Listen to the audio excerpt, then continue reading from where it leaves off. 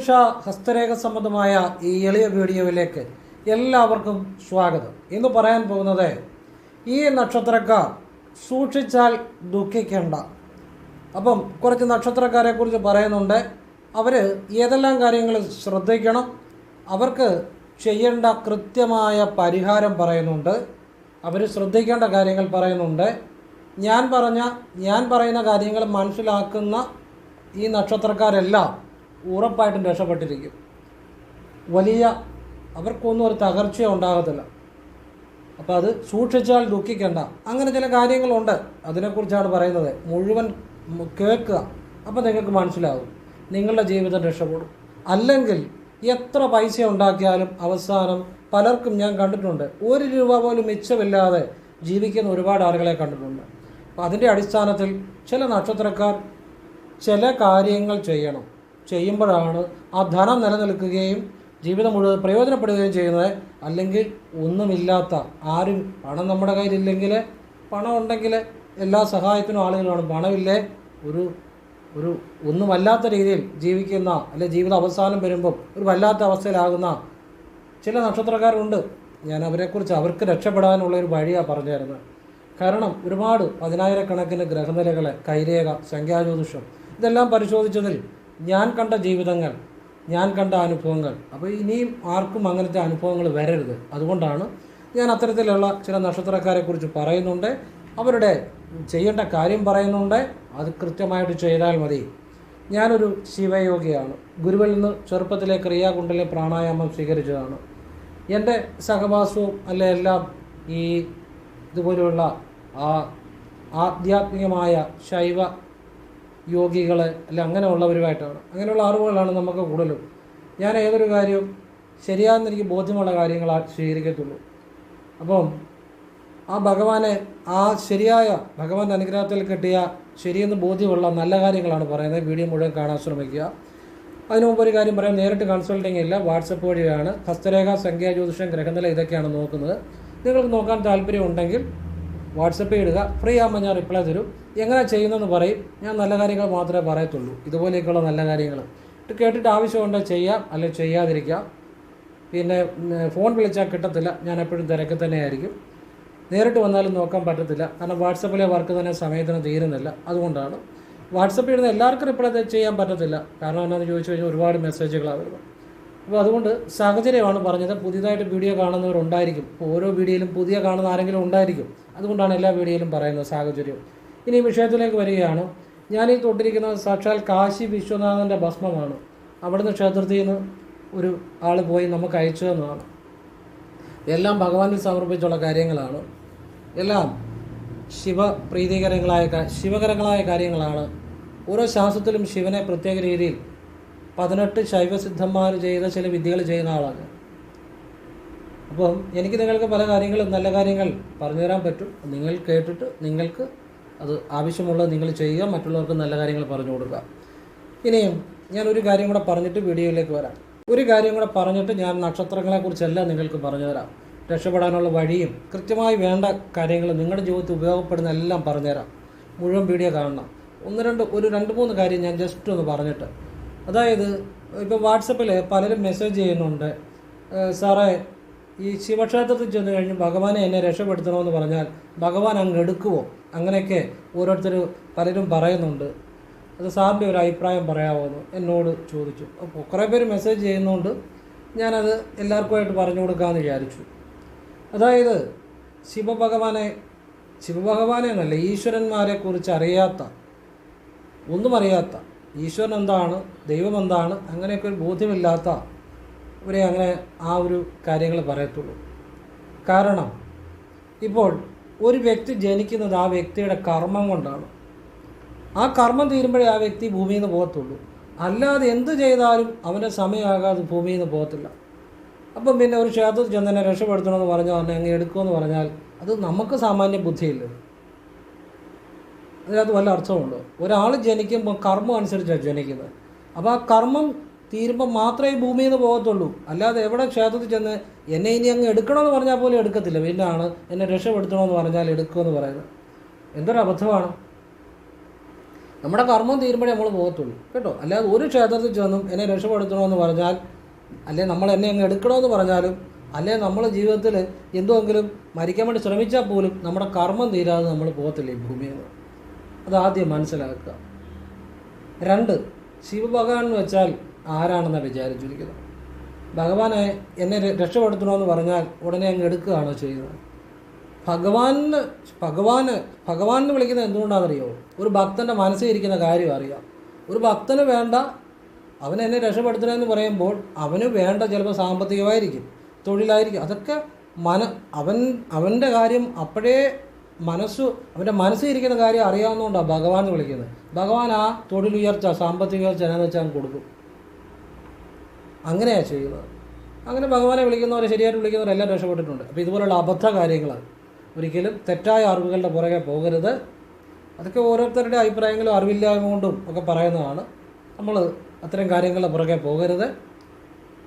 നമ്മൾ സ്കൂളിൽ പോയിട്ടുണ്ടല്ലോ, ഒരു 4ാം ക്ലാസ് വരെ പഠിച്ചിട്ടുണ്ടെങ്കിലും സാമാന്യ ബുദ്ധി നമുക്കുണ്ടല്ലോ. അത് നമ്മുടെ ബുദ്ധിയെ ആശ്രയിക്കുക. പലരും പലതും പറയും, അതിൻ്റെ ഒന്നും പുറകെ പോകരുത്. തെറ്റായ അറിവുകളുടെ പുറകെ പോയവരാരും ഒരിക്കലും രക്ഷപ്പെട്ടിട്ടില്ല. ഞാൻ എപ്പോഴും പറയും, നമുക്ക് തെറ്റായ അറിവുകൾ ചിലപ്പോൾ നമ്മൾ ആദ്യകാലങ്ങളിൽ പോകാം, അതൊരു തെറ്റല്ല. പക്ഷെ പിന്നീട് ആ തെറ്റിൽ നിന്ന് ശരിയിലേക്ക് നമ്മൾ വരണം. ഇപ്പം ഞാൻ എൻ്റെ വീഡിയോ പറയുന്നത് എന്തെല്ലാം നല്ല കാര്യങ്ങളാണ്.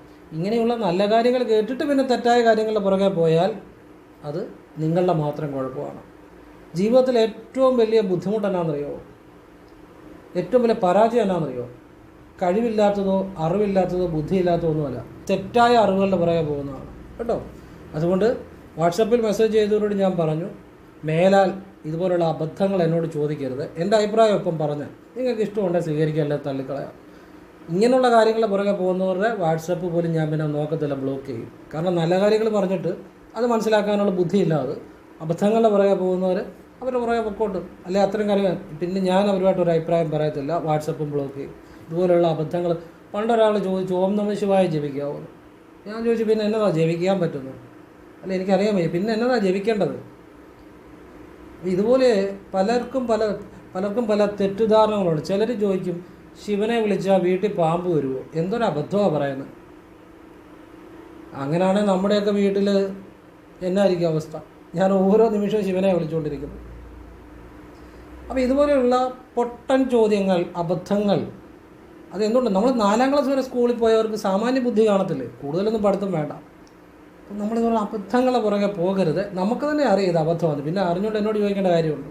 സ്വന്തം ബുദ്ധിക്ക് തന്നെ ആലോചിക്കുമ്പോൾ ഓം നമഃ ശിവായക്ക് അപ്പുറത്തൊരു മന്ത്രമില്ല. ഓം നമഃ ശിവായാണ് ഏറ്റവും വലിയ മന്ത്രം. അതിനപ്പുറത്ത് വേറെ ഒരു വിദ്യയില്ല, ഒരറിവില്ല. അതിൻ്റെ അകത്ത് 30 മുക്കോടി ദേവതകളുമുണ്ട്, സർവ്വപ്രപഞ്ചവുമുണ്ട്, സർവ്വശക്തിയുമുണ്ട്. ശിവവാക്യർ എന്ന മഹാശൈവസിദ്ധൻ ഓം നമഃ ശിവായെക്കുറിച്ച് പറയുന്നുണ്ട്. അതിൻ്റെ അകത്ത് ഇല്ലാത്തതായിട്ട് ഈ പ്രപഞ്ചത്തിലൊന്നുമില്ല.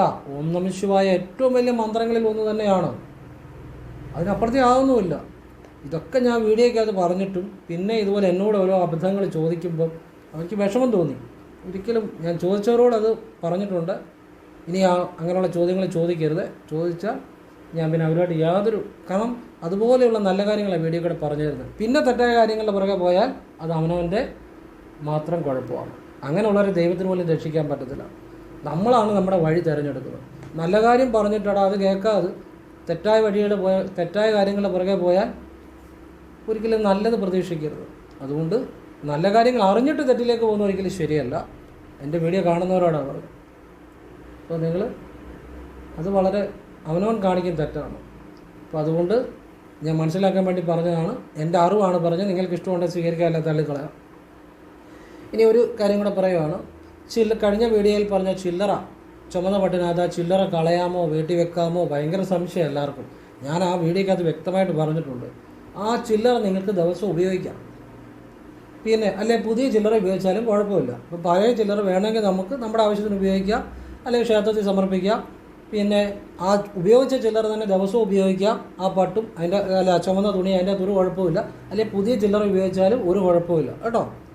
ഇനിയും അതൊരു സംശയം വേണ്ട. ഞാൻ ആ വീഡിയോക്കകത്ത് പറഞ്ഞിട്ടുള്ള കാര്യമാണ്. പലരും വീണ്ടും ചോദിക്കുന്നുണ്ട്, അതുകൊണ്ടാണ്.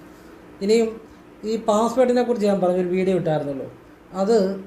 ആ പാസ്വേഡ് ഞാൻ പറഞ്ഞ രീതിയിൽ മാറ്റിയ ഒരാൾക്ക് ഒരു ബിസിനസ് ചെയ്യുന്നവരാണെന്ന് എനിക്ക് തോന്നുന്നു. എനിക്ക് വാട്സപ്പിൽ മെസ്സേജ് ചെയ്താണ്, മെസ്സേജ് ഇപ്പോഴും എൻ്റെ വാട്സപ്പിൽ കിടപ്പുണ്ട്. വലിയൊരു തുക അവർക്ക് സാമ്പത്തികമായിട്ട് ബ്ലോക്കായിട്ട് നിന്ന ഒരു വലിയ തുക അവർക്ക് അത് കിട്ടിയെന്നും പറഞ്ഞു. വളരെ സന്തോഷം. ചെറിയ തുകയല്ലൊരു സാമാന്യം വലിയ തുകയാണ്. വളരെ സന്തോഷം. എനിക്കറിയാം പാസ്വേഡ് ചേഞ്ച് ചെയ്താൽ ജീവിതം മാറുമെന്നും, എനിക്ക് എൻ്റെ സംശയമൊന്നുമില്ല. അപ്പോൾ എല്ലാവരും ഈശ്വരൻ അനുഗ്രഹിക്കട്ടെ. ഇനി നാളുകളിലേക്ക് വരാം. പൂയം നക്ഷത്രം. ഈ പൂയം നക്ഷത്രത്തെക്കുറിച്ച് ആദ്യം പറയുന്നത്, അവർക്ക് വളരെ ധനം സമ്പാദിക്കാൻ കഴിവുള്ളവരാണ്. വളരെ ധനം ജീവിതത്തിൽ ചിലപ്പോൾ കൈകളിൽ വന്നു പോകും. പക്ഷേ ഞാൻ പറയുന്ന ഒരു കാര്യം ചെയ്തില്ലെങ്കിൽ അവസാനം വരുമ്പോൾ മിക്കവാറും ഒന്നും കാണത്തില്ല. അത് ഞാൻ അവസാനം പറഞ്ഞുതരാം.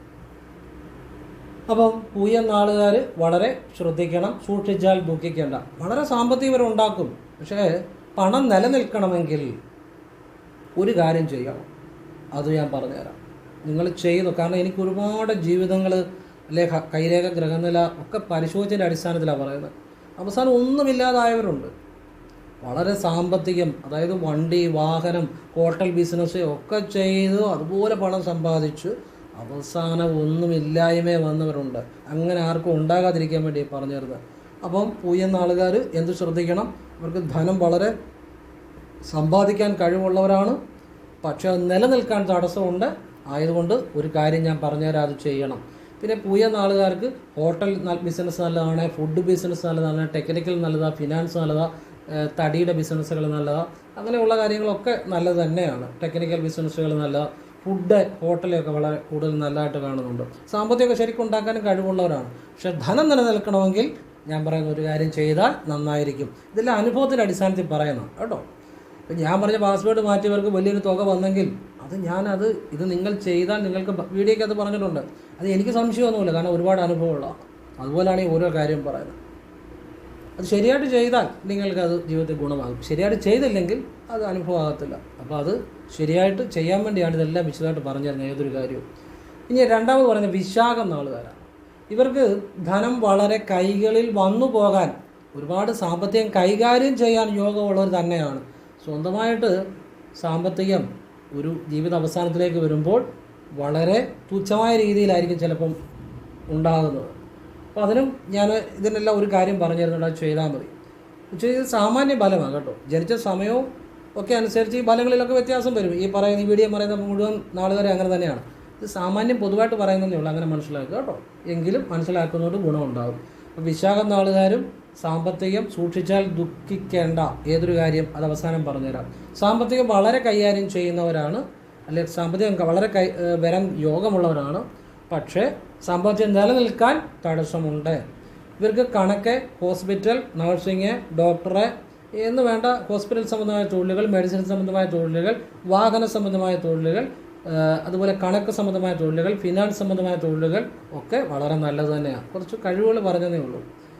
ഇനിയും ചതയം നക്ഷത്രം. ഇവർക്ക് സാമ്പത്തികം വളരെ വരുവാൻ യോഗമുള്ളവർ തന്നെയാണ്, പക്ഷേ സാമ്പത്തികം നിലനിൽക്കാൻ ചില കാര്യം ചെയ്താൽ നന്നായിരിക്കും കേട്ടോ. ഇവർക്ക് ഫിനാൻസ് മേഖല, ടെക്നിക്കൽ മേഖല ഒക്കെ വളരെ നല്ലത് തന്നെയാണ്. അവിടെ വിശാഖം, പൂയം, ചതയം ഇത് DNA ആസ്ട്രോളജി അനുസരിച്ച് രാഹു കർമ്മയും ചന്ദ്രകർമ്മയും ഉള്ളവരാണ്. DNA ആസ്ട്രോളജി എന്ന് പറഞ്ഞാൽ തമിഴ് സിദ്ധ ജ്യോതിഷം കേട്ടോ. രാഹു കർമ്മയും ചന്ദ്രകർമ്മയും ഉള്ളവരാണ്. അപ്പോൾ ഇവർക്ക് ഈ ധനം നിലനിൽക്കാൻ എന്താണ് ചെയ്യേണ്ടത്? നെയ്യ് കൃഷ്ണന് സമർപ്പിച്ചാൽ മതി. എന്നൊക്കെ സമർപ്പിക്കണം? വ്യാഴാഴ്ച ഇവരുടെ പക്കനാളിന്, പിന്നെ മലയാള മാസം 1-ാം തീയതി കൃഷ്ണൻ്റെ നടയിൽ. ഏത് ക്ഷേത്രത്തിൽ ചെയ്യണം? വ്യാഴാഴ്ച അടുത്തുള്ള ക്ഷേത്രത്തിൽ ചെയ്യാം, പക്കനാളിനും അടുത്തുള്ള ക്ഷേത്രത്തിൽ ചെയ്യാം. 1-ാം തീയതി ദൂരെയുള്ള അല്പം ചൈതന്യം കൂടുതലുള്ള ഏതെങ്കിലും മഹാകൃഷ്ണ ക്ഷേത്രത്തിലോ വിഷ്ണു ക്ഷേത്രത്തിലോ ചെയ്യണം. അത്രയേ ഉള്ളൂ, വേറെ കാര്യമൊന്നുമില്ല. That's all. അത് സാധിക്കുന്ന പോലെ ആവർത്തിച്ചാൽ മതി. കൂടുതലൊന്നും അറിയുന്നതിലല്ല, അവനവന് വേണ്ട കാര്യം അറിയുന്നതിലും അത് ശരിയായിട്ട് ചെയ്യുന്നതിലും അത് ആവർത്തിക്കുന്നതിലുമാണ് കാര്യം. നമ്മുടെ ജീവിതത്തിലെ ഏറ്റവും വലിയ പ്രശ്നം ആവശ്യമില്ലാത്ത കാര്യങ്ങൾ അറിയുക, ആവശ്യമില്ലാത്ത കാര്യങ്ങൾ പുറകെ പോവുക. അതാണ് ഏറ്റവും ജീവിതത്തിൽ പ്രശ്നം. ഏറ്റവും കൂടുതൽ ആരോഗ്യ പ്രശ്നം ഉണ്ടാകുന്നത് എന്തുകൊണ്ടാകുന്നത് നിങ്ങളൊന്ന് ചിന്തിച്ച് നോക്കിയാൽ മനസ്സിലാവും. ആവശ്യമില്ലാത്ത ഫുഡ് കഴിക്കുന്നതാണ്. ഏറ്റവും കൂടുതൽ സാമ്പത്തിക പ്രശ്നം ഉണ്ടാകുന്നത് എന്താ നിങ്ങളൊന്ന് ചിന്തിച്ച് നോക്കുക. ആവശ്യമില്ലാത്ത കാര്യങ്ങൾ ചെയ്യുന്ന, കടം വലിച്ചു വെക്കുന്നത്. അയൽവക്കക്കാരൻ നല്ലൊരു കാറ് മേടിച്ച് അതിനെക്കാട്ടും വലിയൊരു കാറ് മേടിക്കണം. അയൽവക്കക്കാരൻ ഒരു ടീം മേടിച്ച് അതിനെക്കാട്ടും വലിയ ടീം മേടിക്കണം. ആവശ്യമുള്ള കാര്യങ്ങൾ എപ്പോഴും ജീവിതത്തിൽ വേണം. അപ്പം നമ്മൾ ആവശ്യമില്ലാത്ത കാര്യത്തിന് പറയുകൊണ്ടാണ് പ്രശ്നങ്ങളെല്ലാം ഉണ്ടാകുന്നത്. ആവശ്യത്തിനുള്ള കാര്യങ്ങൾ അറിഞ്ഞാൽ ഒരു കുഴപ്പമില്ല. അവനവൻ്റെ സ്ഥിതി അനുസരിച്ച് ആവശ്യമുള്ള കാര്യം ചെയ്താൽ ഒരു കുഴപ്പമില്ല. ഭക്ഷണമാണെങ്കിലും നമ്മൾ ശരീരത്തിന് കൂടുതൽ വർക്ക് കൊടുക്കുന്നതുകൊണ്ടാണ്, ഹൃദയത്തിന് കൊടുക്കുന്നതുകൊണ്ടാണ് കൂടുതൽ ആരോഗ്യ പ്രശ്നങ്ങൾ ഉണ്ടാകുന്നത്. ഇപ്പോഴും ആളുകൾ മത്സരിച്ച് കഴിച്ചുകൊണ്ടിരിക്കുക. ഞാൻ പലപ്പോഴും കാണാറുണ്ട്, ഈ നമ്മൾ വെളിയിലൊക്കെ ഒന്ന് യാത്ര പോകുമ്പം തട്ടുകടയൊക്കെ ഇരുന്ന് മനുഷ്യൻ മത്സരിച്ചാണ് കഴിച്ചുകൊണ്ടിരിക്കുന്നത്. മത്സര ഫുഡ് കഴിക്കുന്ന ഇവരെല്ലാം എവിടെ ചെല്ലും? ഇവരെല്ലാം ആശുപത്രിയിൽ ചെല്ലും. വേറെ എവിടെ പോകാനാ? ഈ ഫുഡ് അധികമായിട്ട് കഴിച്ച് അസുഖങ്ങളാക്കി ഷുഗർ, കൊളസ്ട്രോള്, അത് നേരെ ആശുപത്രിയിലായിരിക്കും. അതുപോലെ തന്നെ ബേക്കറികളിലെ, ചായക്കടകളിലെ ഏറ്റവും കൂടുതൽ തിരക്കുള്ള സ്ഥലങ്ങളാണ്. അവരെല്ലാം അമിതമായ ഫുഡായി കഴിയുമ്പോൾ എവിടെ ചെല്ലും? ആശുപത്രിയിൽ ചെല്ലും. അപ്പോൾ ഇത് അവിടെ പുക തരവില്ല പിന്നെ. അപ്പോൾ ആവശ്യമില്ലാതെ ആവശ്യത്തിൽ കൂടുതൽ ചെയ്യുമ്പോഴെല്ലാം പ്രശ്നമാണ്. ആവശ്യത്തിന് ഏതാ ഒരു കുഴപ്പമില്ല. നമ്മുടെ ജീവൻ നിലനിർത്താൻ നമുക്ക് വേണ്ട ഫുഡ് കഴിക്കുന്നതിൽ തെറ്റൊന്നുമില്ല. ഞാൻ പറഞ്ഞതേ ഉള്ളൂ. അപ്പോൾ എല്ലാ ആവശ്യത്തിനും ഞാൻ പറഞ്ഞത് നിങ്ങൾ കൃത്യം വേണ്ട വഴിപാടാണ്, അത് ചെയ്താൽ മതി. അത്രയും ചെയ്താൽ മതി. നിങ്ങൾക്ക് അതിൻ്റെ ഗുണമുണ്ടാകും ശരിയായിട്ട് ചെയ്താൽ. ചെയ്യുമ്പോൾ ഭഗവാനിൽ മനസ്സ് ചെല്ലണം. ഏത് വഴിപാടാണെങ്കിലും നടയിൽ വെച്ച് കഴിയുമ്പോൾ അതേക്കുറിച്ച് ചിന്തിക്കരുത് കേട്ടോ. ഇനിയും പറയാൻ പോകുന്നത് ഭരണി, മകം, തൃക്കേട്ട, ഉത്രട്ടാതി, ഈ 4 നാളുകാരെ കുറിച്ചാണ്. അപ്പോൾ ശ്രദ്ധിച്ചു കേട്ടോണം. ഇത് നിങ്ങൾക്ക് ആരും പറഞ്ഞുതരാത്ത ചില കാര്യങ്ങളാണ് പറഞ്ഞുതരാൻ പോകുന്നത്. ഇത് തമിഴ് സിദ്ധ ജ്യോതിഷം അനുസരിച്ച് തന്നെയാണ്. ഇത് തമിഴ് സിദ്ധ ജ്യോതിഷം എന്ന് പറഞ്ഞാൽ ശിവഭഗവാന്റെ അല്ലെങ്കിൽ തമിഴ് സിദ്ധന്മാരുടെ, ശൈവ സിദ്ധന്മാരുടെ അനുഗ്രഹം ഇല്ലാതെ ഇത് കൈകാര്യം ചെയ്യാൻ പറ്റത്തില്ല. അപ്പോൾ ഞാൻ ഇതിലേക്ക് വന്നതല്ല, ഞാൻ ഇതിലേക്ക് എത്തപ്പെട്ടതാണ്. ആ ഭഗവാന്റെ അനുഗ്രഹം കൊണ്ട് വന്നതാണ്. അപ്പം ഭരണി, മകം, തൃക്കേട്ട, ഉത്രട്ടാതി, ഈ 4 നാളുകളിൽ ഒന്നുകിൽ ഒരു വീട്ടിൽ തന്നെ ഇതിലെ 2 അല്ലെങ്കിൽ 2-ൽ കൂടുതൽ നാളുകളോ കാണാൻ സാധ്യത വളരെ കൂടുതലാണ്. ഒന്നുകിൽ ഭരണി, മകം, അല്ലെങ്കിൽ ഭരണി, തൃക്കേട്ട, അല്ലെങ്കിൽ മകം, തൃക്കേട്ട, അല്ലെങ്കിൽ തൃക്കേട്ട, ഉത്രട്ടാതി, 1-ൽ കൂടുതൽ നാളുകൾ ഈ ഒരു കണക്ഷനിൽ കാണാൻ സാധ്യത വളരെ കൂടുതലാണ്. ഒരു വീട്ടിൽ തന്നെ അല്ലെങ്കിൽ ഒരു കുടുംബത്തിൽ കേട്ടോ. അപ്പോൾ അതുപോലെ തന്നെ വിശാഖം, പൂയം, ചതയോ അതുപോലെ തന്നെയാണ്. ആ നാള് വിശാഖം, പൂയം, ചതയും മുൻപ് പറഞ്ഞ അതുപോലെ തന്നെയാണ്. ആ വീട്ടിലോ ആ കുടുംബത്തിലോ ആ മറ്റു നാളുകളുടെ കാണാൻ സാധ്യത വളരെ കൂടുതലാണ്. അതെല്ലാം DNA ആസ്ട്രോളജി അനുസരിച്ചാണ്. ഇനി ഇപ്പം പറയുന്നത് ഭരണി, മകം, തൃക്കേട്ട, ഉത്രട്ടാതി. അപ്പോൾ ഈ നാളുകാർ നിങ്ങളുടെ വീട്ടിലുണ്ടെങ്കിൽ ഉള്ളൊരു പ്രത്യേകത എന്നാണെന്നറിയാമോ? പുരുഷന്മാർക്കാണെങ്കിൽ അവർക്ക് ഒന്നുകിൽ അമ്മയോട് വളരെ സ്നേഹം കൂടുതലായിരിക്കും, അല്ലെങ്കിൽ അവരുടെ ഏറ്റവും വലിയ ശത്രു അമ്മയായിരിക്കും. ഈ 2-ൽ ഏതെങ്കിലും ഒരു സംഭവം ഉണ്ടാകാൻ സാധ്യത കേട്ടോ, നിർബന്ധമൊന്നുമില്ല. ഇതെല്ലാം പൊതുഫലങ്ങളാണ്. ജനിച്ച സമയം അനുസരിച്ച് ഇതിലെല്ലാം മാറ്റം വരും. ഒരു സാമാന്യം പറയുന്നതേ ഉള്ളൂ. അതായത് ഒന്നുകിൽ അമ്മയോടായിരിക്കും ഇവർക്ക് ഏറ്റവും കൂടുതൽ സ്നേഹം, അല്ലെങ്കിൽ ഇവരുടെ ഏറ്റവും വലിയ വിരോധവും ചിലപ്പോൾ അമ്മയോടായിരിക്കും. ഇനിയും സ്ത്രീകൾക്കാണെങ്കിൽ ഇവർക്ക് ഭർത്താക്കന്മാരിൽ നിന്ന് എപ്പോഴും അവരാഗ്രഹിക്കുന്ന രീതിയിലുള്ള നല്ല പെരുമാറ്റമോ ഗുണങ്ങളോ അനുഭവങ്ങളോ കിട്ടണമെന്നില്ല. ഇപ്പം ഈ നാളുകാലുള്ള കുടുംബത്തിൽ നിന്ന് ഒരു പെൺകുട്ടിയെ കല്യാണം കഴിച്ച് വിട്ടാൽ പോലും ഭർത്താവുമായിട്ട് എപ്പോഴും അവൾ പ്രശ്നങ്ങളായിരിക്കും.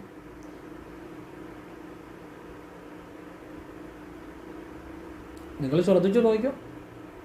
അപ്പോൾ ഇതെല്ലാം പൊതുഫലമാണ് കേട്ടോ. ജനിച്ച സമയം ഒക്കെ അനുസരിച്ച് വ്യത്യാസം വരും. അത് ഈ വീഡിയോ പറയുന്ന എല്ലാ കാര്യം അങ്ങനെ. പക്ഷേ എങ്കിലും ഇതൊക്കെ നിങ്ങൾ മനസ്സിലാക്കുന്നതുകൊണ്ട്, അതിന് നമ്മൾ ശ്രദ്ധിക്കുന്നതുകൊണ്ട് നമുക്ക് ഒരുപാട് ജീവിതത്തിൽ മാറാൻ പറ്റും. അപ്പോൾ ഇങ്ങനെയുള്ള ഒരു പോരായ്മ ഉണ്ടെന്ന് മനസ്സിലാക്കിയാൽ നമ്മളത് ശ്രദ്ധിച്ച് മുന്നോട്ട് അഡ്ജസ്റ്റബിളായിട്ട് ജീവിച്ചാൽ മതി, ഒരു കുഴപ്പമില്ല. പിന്നെ ചെയ്യേണ്ട പരിഹാരം ഞാൻ പറഞ്ഞു തരുന്നുണ്ട്. മനസ്സിലാകുന്നുണ്ടോ? ഇനിയും ഈ നക്ഷത്രങ്ങൾക്കാർക്ക് ഫുഡ് റിലേറ്റഡ് ആയിട്ടുള്ള വർക്കുകൾ, റെസ്റ്റോറൻറ്റ്, അതുപോലെ ഈ വാഹനം, മെക്കാനിക്ക്, പിന്നെ ഫിനാൻസ്, ബാങ്കിങ്, ടീച്ചിങ്, ഇങ്ങനെയുള്ള മേഖലകളും ഒക്കെ നല്ലത് തന്നെയാണ്. ഒന്നിലധികം മേഖലകൾ പറഞ്ഞതേ ഉള്ളൂ. അപ്പോൾ ഇവർക്ക് ചന്ദ്രകർമ്മയും വ്യാഴകർമ്മയാണ്. ഇവർക്ക് ഇപ്പോൾ ഒരു വീട്ടിൽ 2 മകം ഉണ്ടെന്ന് വിചാരിച്ചു. അപ്പോൾ ആ വീട്ടിൽ ഈ പറഞ്ഞ കാര്യം ചിലപ്പോൾ കൂടുതലായിട്ട് അതിൻ്റെ സാധ്യതകൾ ഉണ്ടാകാം. അപ്പോൾ അല്ലെങ്കിൽ തന്നെ ഈ 4 നാളിൽ ഏതെങ്കിലും 2 നാൾ ആവർത്തിച്ചാൽ, അത് ഭരണി മകം ആയിക്കോട്ടെ, മകം തൃക്കേട്ട ആയിക്കോട്ടെ, തൃക്കേട്ട ഉത്രട്ടാതി ആയിക്കോട്ടെ, 2-3 നാൾ ആ വീട്ടിലോ ആ കുടുംബത്തിലോ ചിലപ്പോൾ ഉണ്ടാകാനൊരു കണക്ഷനുണ്ട്. അപ്പം അങ്ങനെ ഉണ്ടെന്നുണ്ടെങ്കിൽ നമ്മൾ കഴിവതും ദാമ്പത്യ ജീവിതത്തിൽ അഡ്ജസ്റ്റബിളായിട്ട് പോകാൻ ശ്രമിച്ചാൽ മതി, ഒരു കുഴപ്പമില്ല. നല്ല രീതിയിൽ ജീവിതം കുടുംബം മുന്നോട്ട് പോകും. ഒരു കുഴപ്പമില്ല, അങ്ങനെ പോകാൻ വേണ്ടിയാണ് പറഞ്ഞിരുന്നത് കേട്ടോ. പിന്നെ ഇങ്ങനെയുള്ളവർ ചെയ്യേണ്ട കാര്യം, ശിവന് വെള്ളിയാഴ്ച ജലധാര, മൃത്യുഞ്ജയാർച്ചന, ഐക്യമത്യാർച്ചന ഇത് ചെയ്താൽ വളരെ ഐക്യമുണ്ടാകും. ആരൊക്കെയാണ് ഐക്യപ്പെടേണ്ടത് അവരുടെ പേരിലും നാളും പറഞ്ഞു. പിന്നെ കുടുംബ ദേവതയെ ദയവായിട്ട് നിങ്ങൾ പോയി കാണണം, മാസത്തിൽ ഒരു ദിവസമെങ്കിലും. ഈ നാളുകാർ, ഇതിലേതെങ്കിലും നാളുകാർ വീട്ടിലുണ്ടെങ്കിൽ അവരുടെ ഉയർച്ചയ്ക്ക് വേണ്ടിയാണ് പറഞ്ഞത്. കുടുംബ ദേവതയുടെ അനുഗ്രഹം കൊണ്ട് ഒരു കുഴപ്പം ഉണ്ടാകത്തില്ല, എന്നും ഐശ്വര്യം മാത്രമേ ഉണ്ടാകത്തുള്ളൂ. പറഞ്ഞ് മനസ്സിലാകുന്നുണ്ടോ? കുടുംബ ദേവതയെ പോയി കാണണം. പിന്നെ വെള്ളിയാഴ്ച, പൗർണമി, ഈ ദിവസങ്ങളിൽ ഭദ്രകാളിക്ക് കടുംബായുസ്വം, ഭാഗ്യസൂക്ത പുഷ്പാഞ്ജലി ചെയ്യണം. ചുവന്ന പൂക്കൾ കൊണ്ടുള്ള അർച്ചനയും ചെയ്യണം. ഇത് സാധിക്കുന്ന പോലെ ആവർത്തിക്കണം. അപ്പോൾ അത് നന്നായിരിക്കും. ഇനിയും പറയാൻ പോകുന്നത് അനിഴം, അശ്വതി, ആയില്യം, പൂരുരുട്ടാതി ഈ നാളുകാർ ഇപ്പോൾ ഒരു വീട്ടിലോ അല്ലെ ഒരു കുടുംബത്തിലോ ഇതിലേതെങ്കിലും നാളുകാർ ആവർത്തിക്കാനുള്ള സാധ്യത വളരെ കൂടുതലാണ്. അപ്പോൾ അത് സൂര്യകർമ്മയും വ്യാഴകർമ്മയുമാണ് ഈ നാളുകാർക്ക് ഉണ്ടാകുന്നത്, തമിഴ് സിദ്ധ ജ്യോതിഷം അനുസരിച്ചാണ് കേട്ടോ. അപ്പോൾ ആയതുകൊണ്ട് ഇവർക്ക് സന്താന വിഷയ സംബന്ധമായിട്ടുള്ള കാര്യങ്ങൾ വളരെ ശ്രദ്ധിക്കണം. ഒന്നുകിൽ ചിലർക്ക് സന്താനങ്ങൾ ഉണ്ടാകാൻ ചിലപ്പോൾ കാലതാമസമോ തടസ്സമോ ഉണ്ടാകാം. ഇനി സന്താനങ്ങൾ ഉണ്ടായാൽ തന്നെയും അവരുടെ ഉയർച്ചയ്ക്ക് തടസ്സങ്ങളുണ്ടാകാം. ഇനി അതല്ലെങ്കിൽ അവരെ കൊണ്ട് മനോദുഃഖം ഉണ്ടാകാം, അല്ലെങ്കിൽ അവരുടെ അനുഭവം കുറവുണ്ടാകാം. ഇതിലേതെങ്കിലും അനുഭവങ്ങൾ ഉണ്ടാകാൻ സാധ്യത വളരെ കൂടുതലാണ്. ചിലർക്ക് അങ്ങനെ ഉണ്ടാകണമെന്ന് നിർബന്ധമില്ല. ജനിച്ച സമയം അനുസരിച്ച് ഇതെല്ലാം വ്യത്യാസം വരും. പൊതുഫലമായിട്ടാണ് ഇതെല്ലാം പറയുന്നത് കേട്ടോ. അപ്പോൾ അതിനെന്താണ് ചെയ്യേണ്ടത്? അതിന് സൂര്യപ്രീതി വേണം, പിതൃപ്രീതി വേണം, വലിയ മാറ്റം വരും. അതിനെന്താണ് ചെയ്യേണ്ടത്? ഞായറാഴ്ച നവഗ്രഹ പ്രതീക്ഷകളടുത്ത് പോയി സൂര്യൻ അർച്ചന നൽകുക, ഒരു കുപ്പി എള്ളെണ്ണ സമർപ്പിക്കുക, അത് 9 വലത്ത് വെച്ചിട്ട് നടക്കി വെക്കണം. പിന്നെ രാവിലെ എഴുന്നേറ്റ് ഓം സൂര്യായ നമ, ഓം ഭാസ്കരായ നമ, ഓം രവിയെ നമ, ഓം അർക്കായ നമ, ഓം ദിവാകരായ നമ ഈ മന്ത്രങ്ങൾ രാവിലെ ജപിച്ചുകൊള്ളണം. പിന്നെ വൈകിട്ട് സൂര്യന് ചുവപ്പ് നിറമുള്ളൊരു സമയമുണ്ട്. പറ്റുവാണെങ്കിൽ ആ സമയത്ത് സൂര്യനെ നോക്കി ഓം ഭാസ്കരായ വിദ്മഹേ ദിവാകരായ ധീമഹി തന്നോ സൂര്യപ്രചോദയാ ഇത് ജപിച്ചാലും പെട്ടെന്ന് സൂര്യപ്രീതി ഉണ്ടാകും. പിന്നെ രാവിലെ സൂര്യഗായത്രി ജപിക്കുക. ഓം ഭൂർഭുവസ്വ തത്സവിതൂർവരേണ്യം ഭർഗോ ദേവസ്യ ധീമഹി ധിയോ യോന പ്രചോദയാ ഇത് സൂര്യനെ നോക്കി, അല്ലെ സൂര്യനെ നോക്കേണ്ട ആകാശത്തേക്ക് നോക്കി ജപിച്ചാലും മതി. രാവിലെ ജപിക്കുന്നത് നല്ലതാണ്. ഇങ്ങനെയുള്ള കർമ്മങ്ങൾ. പിന്നെ അച്ഛന് അല്ലെ അച്ഛൻ്റെ സ്ഥാനത്തുള്ളവർക്ക് നിങ്ങൾ അവരുടെ മലയാള മാസം 1-ാം തീയതി വസ്ത്രം സമർപ്പിക്കുക, പിന്നെ ദക്ഷിണ സമർപ്പിക്കുക, അവരോടിരുന്ന് ഭക്ഷണം കഴിക്കുക, അവരുടെ മനസ്സിൽ സന്തോഷം കൊടുക്കുക, അവരുടെ അനുഗ്രഹത്തിനായിട്ട് കാല് തൊട്ട് വന്നിക്കുക. അനാഥാലയങ്ങൾക്ക് നിങ്ങളെക്കൊണ്ട് പറ്റുന്ന സഹായങ്ങൾ ചെയ്യുക. എന്ന് വെച്ചാൽ ഇടനിലക്കാരെ കൊണ്ട് പൈസ കൊടുത്ത് അവർ നിങ്ങളെ കളിപ്പിച്ചുകൊണ്ട് പോകുന്ന പരിപാടിയല്ല ഉദ്ദേശിക്കുന്നത്. നിങ്ങൾ നേരിട്ട് ചെന്ന് നിങ്ങൾ ആഹാരത്തിന് വേണ്ട ഏർപ്പാടുകൾ ചെയ്ത് നിങ്ങൾക്ക് ബോധ്യം ഉണ്ടാകണം നിങ്ങൾ കൊടുക്കുന്ന പൈസ ശരിയായ ആളുകളുടെ കിട്ടിയെന്ന്. അതാണ് ശരിയായിട്ടുള്ള ദാനം. അത് പറഞ്ഞുകൊണ്ട് നടക്കരുത്. അങ്ങനെയുള്ള കാര്യങ്ങൾ ഞായറാഴ്ചകളിൽ ചെയ്യുക, സൂര്യപ്രീതി ഉണ്ടാകും. കറുത്തവാവിന് ഭദ്രകാളി ക്ഷേത്രത്തിൽ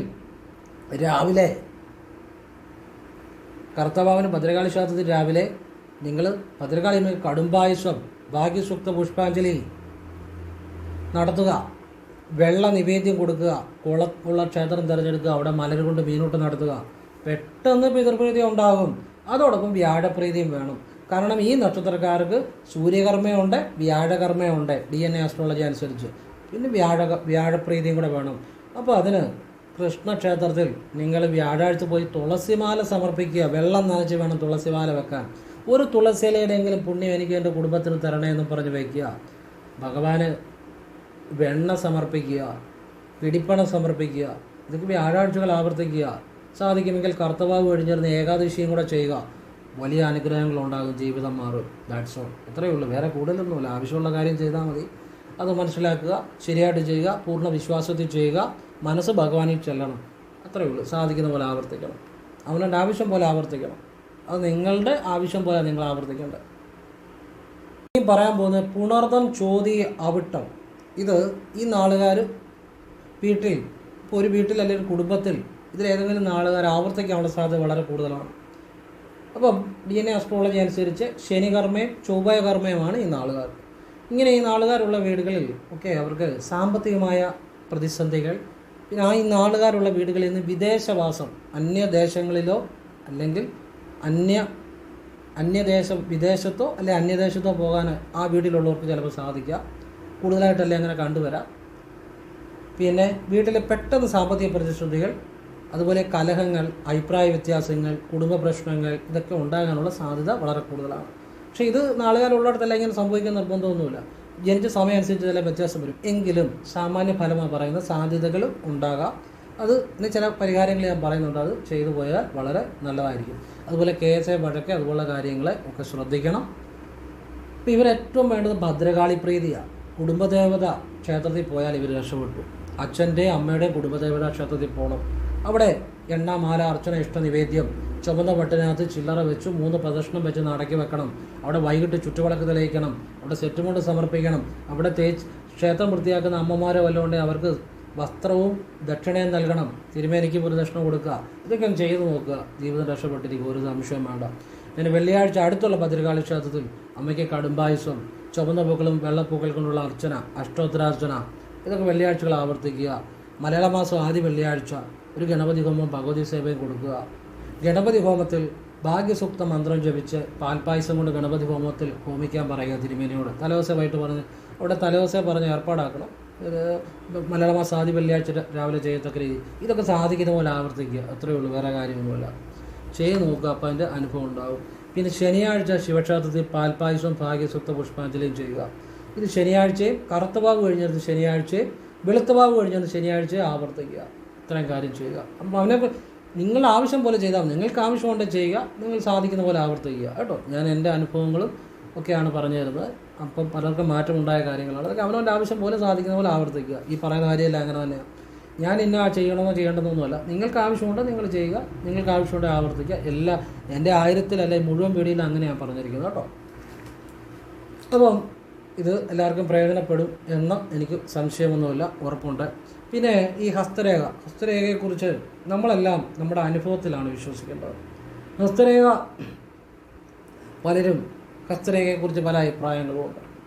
പക്ഷേ ഞാനത് ശരിയായിട്ട് അനുഭവത്തിൻ്റെ അടിസ്ഥാനത്തിൽ മനസ്സിലാക്കി ഹസ്തരേഖയെ വിശ്വസിച്ച ആളാണ്. ഞാൻ എപ്പോഴും സയൻസ് വിശ്വസിക്കുന്ന ആൾ തന്നെയാണ്. സയൻസ് എന്ന് പറഞ്ഞാൽ ഈ പ്രപഞ്ചത്തിൽ എന്ത് നിലനിൽക്കുന്നുണ്ടെങ്കിലും അതിൻ്റെ പുറയിൽ ഒരു സയൻസ് ഉണ്ട്. അതായത് ഒരു ഇല വാടിക്കൊഴിഞ്ഞ് വീഴുന്നുണ്ടെങ്കിൽ പോലും അതിൻ്റെ അകത്തെ ആ വാടിക്കൊഴിയുന്നതിന് റീസൺ ഉണ്ട്. അതുകൊണ്ടാണ് സംഭവിക്കുന്നത്. ഒരു വാക്കൊല്ലൊരു പ്രവൃത്തി എന്ത് പ്രപഞ്ചത്തിൽ എക്സിസ്റ്റ് ചെയ്താൽ അതിൻ്റെ പുറകെ സയൻസ് ഉണ്ട്. അല്ല നമുക്ക് ഇഷ്ടമുള്ള കാര്യത്തിന് പുറകിൽ മാത്രമല്ല സയൻസ്. നമ്മളിപ്പോൾ ഇരിക്കുന്നിടത്ത് നിന്നുകൊണ്ട് തന്നെ ഭൂഗുരുത്വാകർഷണ ബലം നമുക്ക് എക്സ്പെരിമെൻറ്റ് ചെയ്യാം. അതൊക്കെ ശാസ്ത്രമാണ്. അങ്ങനെയുള്ള ശാസ്ത്രങ്ങൾ മനസ്സിലാക്കുമ്പോഴാണ് ജീവിതം മാറുന്നത് എന്ന് കരുതി ശാസ്ത്രം നമ്മൾ വിചാരിക്കുന്ന കാര്യങ്ങളിൽ മാത്രമല്ല ശാസ്ത്രം. യോഗീശ്വരന്മാർ, ഋഷിമാർ, ഇവരൊക്കെ ശാസ്ത്രം തന്നെയാണ്. അവരാണ് ഏറ്റവും വലിയ ആ ശാസ്ത്രീയമായ കാര്യങ്ങൾ അല്ലെ ശ്വാസഗതിയുടെ കാര്യങ്ങൾ ഇതൊക്കെ അവർ ഫോളോ ചെയ്യുന്നതുകൊണ്ടാണ് അവർ ആ ഒരു തലത്തിലെത്തിയിരിക്കുന്നത്. അപ്പോൾ നമ്മൾ വിചാരിക്കുന്ന കാര്യത്തിൽ മാത്രമല്ല ശാസ്ത്രം. ഈ പ്രപഞ്ചത്തിൽ എക്സിസ്റ്റ് ചെയ്യുന്ന എല്ലാത്തിനും ശാസ്ത്രമുണ്ട്. അതാണ് ശരിയായിട്ടുള്ള ഒരു കാഴ്ചപ്പാട്. എൻ്റെ കാഴ്ചപ്പാട് ഞാൻ പറഞ്ഞു. അപ്പോഴേ ഈ ഹസ്തരേഖ എന്ന് പറഞ്ഞാൽ ഇപ്പോൾ ചിലർ വിചാരിക്കും ഇപ്പോൾ കൈരേഖ അങ്ങനെ ഇങ്ങനെ. പക്ഷെ അതൊന്നുമല്ല. നമ്മളെ അനുഭവത്തിലൂടെ മനസ്സിലാക്കുക. ഈ വിരലുകളുടെ എല്ലാം നമ്മൾ വിരലടയാളം എടുക്കാറുണ്ട് അല്ലേ? അത് ഇന്ന് പല കാര്യത്തിനും ശാസ്ത്രീയമായിട്ട് ഉപയോഗിക്കാറുണ്ട്. അതെന്തുകൊണ്ടാണ് ഉപയോഗിക്കുന്നത്? അതിനകത്ത് ശാസ്ത്രമുള്ളതുകൊണ്ടാണ്. ഈ വിരലടയാളം എന്ന് പറഞ്ഞാൽ എന്താണ്? ശ്രദ്ധിച്ചു നോക്കിയാൽ മനസ്സിലാകും. ചാലുകൾ. അതിൻ്റെ തന്നെ ഒരു വികസിത രൂപമാണ് ഈ കയ്യിലെ ഈ ചാലുകൾ. ഇതും ചാലുകൾ തന്നെയാണ്. ഇതിൽ ശാസ്ത്രമുണ്ട്, ഇതിൽ ശാസ്ത്രമില്ല. അതെന്താ അങ്ങനെ വരുന്നത്? ഇത് വിരലടയാളം നമ്മൾ പല ശാസ്ത്രീയമായ കാര്യങ്ങൾക്കും എടുക്കാറുണ്ട്. വിരലടയാളത്തെക്കുറിച്ച് തന്നെ പഠനശാഖയുണ്ട്. ഞാനത് കുറച്ച് മനസ്സിലാക്കിയതാണ്. ഞാൻ ചില വീഡിയോയിൽ ഇട്ടിട്ടുമുണ്ട്. അതിൻ്റെ അത് കാര്യമുണ്ട്. വിരലടയാളം പല ശാസ്ത്രീയമായ കാര്യത്തിനും എടുക്കാറുമുണ്ട്. വിരലടയാളം കൊണ്ട് തന്നെ ഒരു വ്യക്തിയെ മനസ്സിലാക്കാനും അയാളുടെ സ്വഭാവങ്ങളെ കാര്യങ്ങളൊക്കെ ഐഡൻറ്റിഫൈ ചെയ്യാനും സാധിക്കുന്ന രീതിയിൽ ഇന്ന് പഠനങ്ങൾ നടക്കുക. അപ്പോൾ ഇതിൻ്റെ അത് ശാസ്ത്രമുണ്ട്. ഇത് ചാലുകളാണ്. ശ്രദ്ധിച്ചു നോക്കിയാൽ അറിയാം. ചാലുകളാണ്. ഇതും ചാലുകളാണ്. ഇതിൻ്റെ അത് ശാസ്ത്രമുണ്ട്, ഇതിൻ്റെ അത് ശാസ്ത്രമില്ല. അതെന്താ? അത് നമ്മൾ മനസ്സിലാക്കുന്നൊരു കുഴപ്പമാണ്. എല്ലാത്തിനകത്തും അതിൻ്റേതായ ഒരു ശാസ്ത്രീയതയുണ്ട്. അപ്പം ഞാൻ ഒരു കാര്യം പറയാം, നിങ്ങൾക്കത് നോക്കാം, നിങ്ങൾക്ക് പലരുടെയും കൈകളിൽ നോക്കി മനസ്സിലാക്കുക. ഇപ്പോൾ ഇത് കണ്ടോ, ഇത് പുരുഷന്മാർക്ക് വലത് കൈ കൊണ്ട് സ്ത്രീകൾക്ക് ഇടത് കൈ കൊണ്ട് ചിന്തിച്ചോളണം ഈ പറയുന്നത് കേട്ടോ. അപ്പോൾ ഇത് കണ്ടോ, ഇത് ബുദ്ധിരേഖ, ഇത് ആയുർരേഖ. ഞാൻ 2 രേഖയെ കാണിച്ചിട്ടുള്ളൂ. ഈ ബുദ്ധിരേഖ വെറുതെ ഒന്ന് പെട്ടെന്ന് വരച്ച ബുദ്ധിരേഖ ഇത് കണ്ടോ, ഈ നടുവിരലിലോ അല്ലെങ്കിൽ മോതിരവിരലിലോ താഴെയായിട്ട് ചെറിയൊരു ഒടിവോട് കൂടി താഴേക്ക് പോകുന്നു. ഇത് ചന്ദ്രമണ്ഡലമാണ്. ഇങ്ങനെ പോയി കഴിഞ്ഞാൽ ഞാൻ ഈ ആരോ കൊണ്ട് കാണിച്ചിരിക്കുന്ന ഈ ഭാഗമാണ് ചെറിയൊരു ടേണിങ്, ഒരു ഒടിവ് പോലെ ഉണ്ടാകുന്നത്. ഇത് ആരോ കൊണ്ട് കാണിച്ചിരിക്കുന്നത് ഈ ഭാഗം കണ്ടോ. അപ്പോൾ ഇങ്ങനെ കണ്ടു കഴിഞ്ഞാൽ ആ ബുദ്ധിരേഖയുടെ അർത്ഥം എന്താണെന്നറിയോ? നിങ്ങൾ വേണമെങ്കിൽ പലരുടെയും നോക്കിക്കോ. ആ വ്യക്തിക്ക് സ്പെഷ്യൽ ടാലൻ്റ് ഉണ്ട്, സ്പെഷ്യൽ സ്കില്ലുണ്ട്, വിശേഷ ബുദ്ധിയുണ്ട്. ഏത് തരത്തിലുള്ള വിശേഷ ബുദ്ധിയാണ്? ഒന്ന്, അവന് ഇപ്പം ഈ കെട്ടിടം, സിവിൽ എഞ്ചിനീയറിങ്, ഡിസൈനിങ്, വരയ്ക്കാൻ അല്ലെങ്കിൽ ഡിസൈൻ ചെയ്യാൻ, സിവിൽ എഞ്ചിനീയറിങ്, ബിടെക് സാധാ സിവിൽ എഞ്ചിനീയറിംഗ് ആയിക്കോട്ടെ, ബിടെക് സിവിൽ എഞ്ചിനീയറിംഗ് ആയിക്കോട്ടെ, അല്ലെങ്കിൽ കെട്ടിടങ്ങൾ ഡിസൈൻ ചെയ്യുന്ന ആളുകളായിക്കോട്ടെ, അങ്ങനെയുള്ളവർക്കൊക്കെ ഈ രേഖ വളരെ ഹെൽപ്ഫുള്ളാണ്. ഞാൻ അങ്ങനെയുള്ള വലിയ പ്രസിദ്ധന്മാരായ ആളുകളുടെ കൈയൊക്കെ പരിശോധിച്ചിട്ടുള്ള നിരവധി ആളുകൾ. അവർക്ക് ആ തൊഴിൽ കൂടുതൽ ഔട്ട്പുട്ട് ഉണ്ടാക്കാൻ പറ്റും. തൊഴിൽ പലരും ചെയ്യും, അറിയാത്തവനും ചെയ്യും, അതിൻ്റെ കാര്യമല്ല പറഞ്ഞു, കഴിവുള്ളവൻ്റെ കാര്യമാണ് പറഞ്ഞു. ഇങ്ങനെ രേഖയുള്ളവന് ആ മേഖലകളിലൊക്കെ വളരെ ഔട്ട്പുട്ട് ഉണ്ടാക്കാൻ പറ്റും, പ്രതിഭ തെളിയിക്കാൻ പറ്റും. പിന്നെ സാമ്പത്തികമായ ഫിനാൻസ്, ബാങ്ക്, സാമ്പത്തിക ഇടപാടുകൾ അങ്ങനെയുള്ളവർക്ക് ഈ രേഖയുള്ള നല്ലതാണ്. അവർക്ക് സ്പെഷ്യൽ ആയിട്ടൊരു സ്കില്ല് കാണും, കാര്യങ്ങൾ കണക്ക് കൂട്ടി കാൽക്കുലേറ്റബിളായിട്ട് ചെയ്യാനുള്ള എബിലിറ്റി. ഇതാണ് ഹസ്തരേഖ. ഞാൻ ചെറിയൊരു കാര്യം പറഞ്ഞതേ ഉള്ളൂ, നിങ്ങൾ പലരുടെ കൈ നോക്കിക്കും. ഇനിയും ഒരു സിമ്പിൾ ഒരു കാര്യം കൂടെ പറയാം. ഇത് ഞാൻ വരച്ച് കാണിച്ചിരിക്കുന്നില്ലേ, ഇവിടെ ഇത് കണ്ടോ, ഈ ആയുർരേഖയും ബുദ്ധിരേഖയും ഈ ചൂണ്ടുവിരലിന് താഴെ ഒട്ടിച്ചേർന്ന് ഒരു രേഖയായിട്ട് കാണുക. ഇത് പല കൈകളിലും കാണാം, കൂടുതൽ കൈകളിൽ ഇങ്ങനെ കാണുന്നുണ്ട്. ചില കൈകളിൽ ഈ ബുദ്ധിരേഖ വേർപെട്ടും കാണുന്നുണ്ട്, പക്ഷെ കൂടുതലും പല കൈകളിലും ഇങ്ങനെ കാണാം.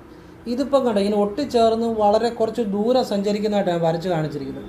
ഇത്രയും ദൂരം ഒട്ടിച്ചേർന്ന് കാണുന്നുണ്ട്, ചിലരുടെ ഇത്രയുമായിരിക്കും. അതിനനുസരിച്ച് ഈ ആയുർരേഖയും ബുദ്ധിരേഖയും കൂടുതൽ ദൂരം ഒട്ടിച്ചേർന്ന് കണ്ടാൽ ആ വ്യക്തിക്ക് ഭയം എപ്പോഴും ഉള്ളിൽ കാണും. ആ വ്യക്തിയെ നിങ്ങളൊരു വർക്ക് ഏൽപ്പിച്ച് പരീക്ഷിച്ച് നോക്കി, ഒരു വർക്ക് ഏൽപ്പിച്ച് കഴിഞ്ഞാൽ എല്ലാം ചെയ്തു കഴിഞ്ഞാൽ അവസാനം ഒരു തെറ്റ് ചിലപ്പോൾ അതിൻ്റെ അകത്ത് വരുത്തും. ഞാനത് കാരണം പറഞ്ഞുകൂടി, ഇങ്ങനെ രേഖയുള്ളവർ, അതായത് ഇത് കുറച്ച് ദൂരം കാണുന്നവർക്ക്, ഇപ്പം ആദ്യം തന്നെ ഇത് വളരെ ഇത് കൂടുതൽ ദൂരം, അതായത് കുറച്ച് ദൂരം എന്ന് ഉദ്ദേശിച്ചത് കൂടുതൽ ദൂരമാണ് ഞാൻ ഉദ്ദേശിച്ചത്, പറഞ്ഞപ്പോൾ അങ്ങനെ ആയപ്പോഴാണ്. ഇതിങ്ങനെ ഒട്ടിച്ചേർന്ന് ഇത്രയും ദൂരം കാണുന്നുണ്ട്, അങ്ങനെയൊക്കെ കാണുന്നവർക്കാണ്. പക്ഷേ ചിലർക്ക് ചിലപ്പോൾ ഇത്രയും ദൂരമല്ല, ഇത് സാധാരണ രീതിയിൽ ഇപ്പം ആയുർരേഖയും ബുദ്ധിരേഖയും ചേർന്ന് ഒരു ചെറുതായിട്ടൊരു ചേർച്ചയെ കാണത്തുള്ളൂ, ബാക്കി വ്യത്യാസമായിട്ടായിരിക്കും. ചിലർക്ക് വലിയ ദൂരം കാണത്തില്ല. ഞാനൊന്ന് വരച്ച് കാണിച്ചു തരാം, അത് പറഞ്ഞാൽ നിങ്ങൾക്ക് വലിയതായിട്ട് മനസ്സിലാകത്തില്ല. ജസ്റ്റ് ഒന്ന് വരച്ച് കാണിച്ചു തരാം. അത് ഇപ്പം ഞാൻ പെട്ടെന്നത് വരയ്ക്കുക ലൈവായിട്ട് കേട്ടോ, അതുകൊണ്ട് ഒന്ന് ഇതുണ്ടോ നിങ്ങൾക്ക് മനസ്സിലാൻ വേണ്ടി. ഇവിടെ ആയുർരേഖയും ബുദ്ധിരേഖയും ചേർന്നാണ് കാണുന്നത്, പക്ഷേ ഇത് ഒട്ടിച്ചേർന്ന് കുറച്ച് ദൂരം കാണുന്നില്ല. ഇങ്ങനെയുള്ളവർക്ക് അത്ര പ്രശ്നമില്ല. പക്ഷേ ഇത് കണ്ടോ, ഈ ആയുർരേഖയും ബുദ്ധിരേഖ ഒട്ടിച്ചേർന്ന് കുറച്ച് ദൂരം ഇങ്ങനെ ഒട്ടിച്ചേർന്ന് കുറേ ദൂരം കാണുന്നു. അങ്ങനെയുള്ളവർക്ക് എപ്പോഴും ഒരു ഉൾഭയം കൂടുതലായിരിക്കും. അവരെ എന്നെ ഏൽപ്പിച്ചാലും അവരെന്ത് വർക്ക് ചെയ്താലും വർക്കിൻ്റെ അവസാനം റീചെക്ക് ചെയ്തിരിക്കണം, ഒന്നിലധികം പ്രാവശ്യം അത് ചെക്ക് ചെയ്തിട്ടേ വർക്ക് ഫിനിഷ് ചെയ്യാവുള്ളൂ, അല്ലെങ്കിൽ അതിൽ അബദ്ധങ്ങൾ ഉണ്ടാകാൻ സാധ്യത കൂടുതലാണ്. മനസ്സിലാകുന്നുണ്ടോ? ഇവർക്ക് എപ്പോഴും ഒരു ഉൾഭയം കൂടുതലായിരിക്കും. ശരിയാകുമോ, ഞാൻ ചെയ്താൽ ശരിയാകുമോ, എനിക്കത് ചെയ്യാൻ പറ്റുമോ, ഇങ്ങനെയുള്ള കാര്യങ്ങൾ. ഇതിനൊക്കെ ഭദ്രകാളിയെ വിളിച്ചാൽ മതി, എല്ലാം മാറി നല്ല സാമ്പത്തിക ഉയർച്ച ഉണ്ടാകും. ഇതൊക്കെ നിങ്ങൾക്ക് മനസ്സിലാകാൻ വേണ്ടി പറഞ്ഞതേ ഉള്ളൂ. ഇതൊക്കെ